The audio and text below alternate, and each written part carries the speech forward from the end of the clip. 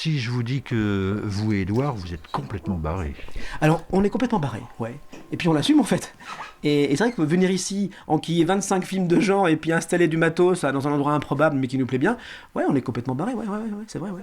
Alors barré, peut-être pas, mais cinéphile, voire cinévore, sans aucun doute, car malgré la crise sanitaire qui a forcé les organisateurs de la 28e édition du Festival international du film fantastique de Gérard May à l'organiser en ligne, Cédric, qui habite Toul, et Édouard, qui vient de Reims, ont tout de même fait le déplacement, loué comme chaque année ce petit studio d'à peine 50 mètres carrés, qui leur sert habituellement de camp de base, et qui s'est transformé cette fois en véritable salle de cinéma, toute proportion gardée.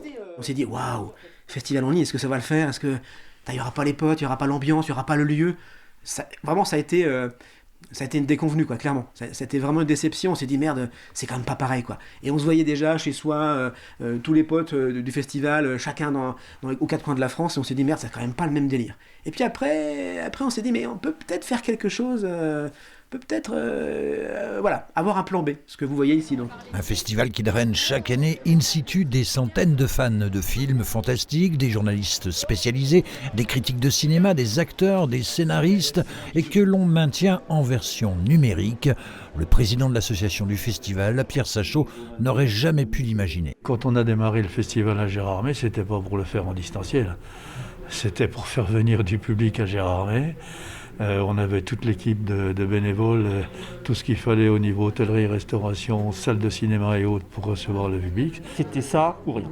Ça reste un festival certes numérique, mais un festival avec des films, mais autour beaucoup d'événements, puisque tous les jours vous avez des lives sur Instagram, sur Facebook avec les réalisateurs, avec les équipes de films, avec les jurys, etc.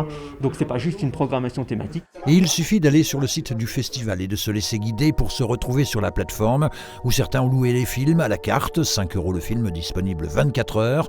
D'autres, comme Cédric ou Édouard, ont acheté le pass pour visionner l'ensemble des projections et s'en mettre ainsi plein la vue. On a quand même l'habitude maintenant de regarder des films sur des plateformes. On avait peur que la plateforme ne soit pas au niveau. Il y a beaucoup de gens qui se connectent, etc. Mais la plateforme, elle est au niveau. Et on a quand même notre festival, donc voilà. Ça c'est top. Ils ont reconstitué l'ambiance dedans, ils ont pris exactement ce qui plaît, certains éléments qui plaisent, notamment le générique, les cris, et puis les vidéos donc, du présentateur, on a l'impression qu'il est là, quoi. Et donc ça vraiment, pour une première édition, chapeau, quoi, vraiment chapeau. Cette 28e édition se terminera ce dimanche 31 janvier en ligne à partir de 18h avec l'annonce du palmarès et vivement l'édition 2022 qui, souhaitons-le, se déroulera cette fois en présentiel avec pour ouvrir les festivités ce fameux cri de sorcière poussé par on ne sait qui et qui semble venir d'on ne sait où.